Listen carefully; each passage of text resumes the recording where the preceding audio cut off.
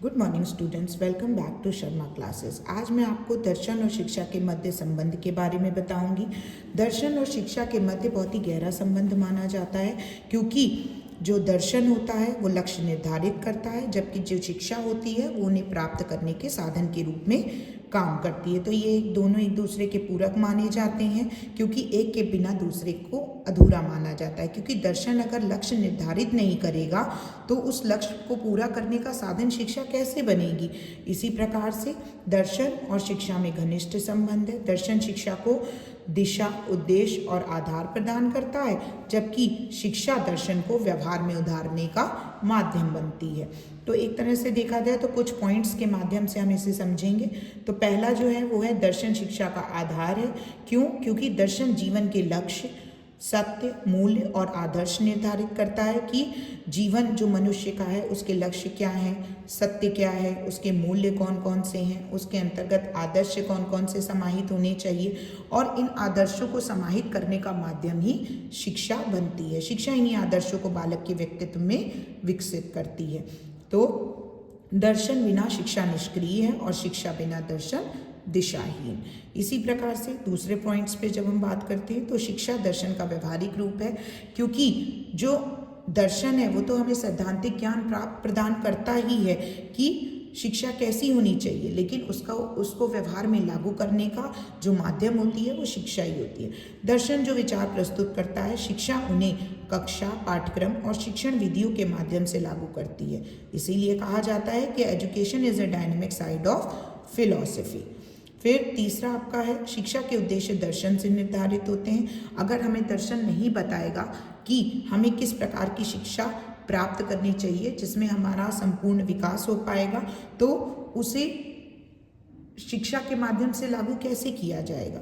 यानी कि जो शिक्षा के उद्देश्य हैं, यानी कि जब हम मान के चलते हैं कि शिक्षा का जो मुख्य उद्देश्य है मनुष्य का सर्वांगीण विकास है, यानी कि उसका चरित्र निर्माण, नैतिक विकास, सामाजिक समायोजन। सामाजिक समायोजन का मतलब है कि समाज में उसे अपने आप को पूर्ण रूप से समायोजित करना है, जिसके लिए उसे शिक्षा प्राप्त करनी होगी।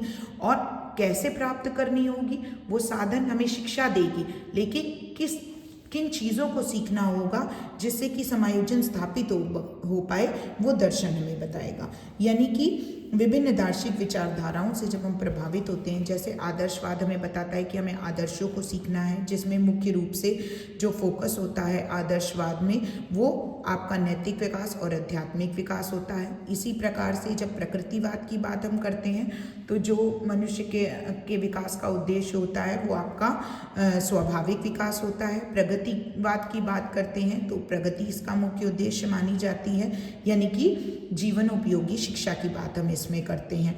तो ये शिक्षा के उद्देश्य जो है वो दर्शन से ही निर्धारित होते हैं कि जिस प्रकार का दर्शन होगा उसी प्रकार से शिक्षा के उद्देश्य, उसके पाठ्यक्रम, उसके मूल्यों का निर्धारण होगा। फिर उसके बाद जब हम पाठ्यक्रम और शिक्षण विधियों की बात करते हैं तो पाठ्यक्रम और शिक्षण विधियों पर भी दर्शन का प्रभाव पड़ता है, क्योंकि दर्शन ही ये तय करता है कि क्या पढ़ाया जाए, यानी कि उसका पाठ्यक्रम, और कैसे पढ़ाया जाए, यानी कि उसकी शिक्षण विधियाँ। किसकी? शिक्षा की। जैसे प्रगतिवादी दर्शन में क्रियात्मक विधि पर फोकस किया जाता है और एक्सपीरियंस बेस्ड एजुकेशन पर फोकस किया जाता है, यानी कि अनुभव आधारित शिक्षा। फिर पांचवा पॉइंट आता है तो उसमें शिक्षक शिक्षार्थी के संबंध को दर्शन पर किस प्रकार से आधारित है वो समझने का प्रयास करते हैं, जिसमें दर्शन ये स्पष्ट करता है कि शिक्षक की भूमिका मार्गदर्शक की होगी, अनुशासक की होगी, या फिर एक जो है फैसिलिटेटर की होगी, यानी छात्र सक्रिय होगा या निष्क्रिय होगा, या फिर आपका टीचर सक्रिय होगा या निष्क्रिय होगा। यानी कि शिक्षक और शिक्षार्थी के संबंध जैसे होंगे उसी पर निर्भर करेगा कि आपकी जो शिक्षक है वो फैसिलिटेटर का काम करेगा या फिर एक टीचर का काम करेगा, पढ़ाने का काम करेगा या सुविधा प्रदान करने का काम करेगा। फिर शिक्षा दर्शन को विकसित भी करती है, क्योंकि शिक्षा के माध्यम से ही दार्शनिक विचार पीढ़ी दर पीढ़ी आगे बढ़ते हैं और समय के अनुसार नए दर्शन भी जन्म लेते हैं। जैसे पहले केवल आदर्शवाद था, फिर धीरे धीरे प्रकृतिवाद आया और अब धीरे धीरे अनुभववाद और प्रगतिवाद आ गया है।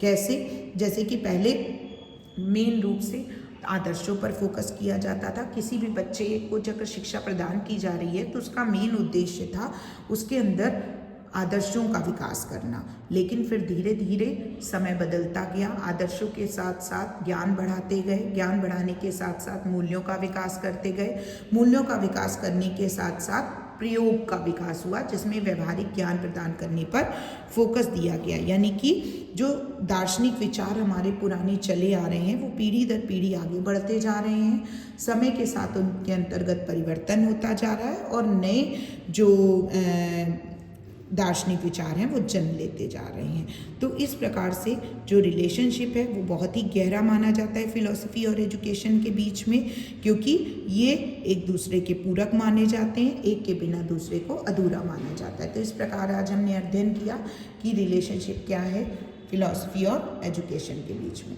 Thank you.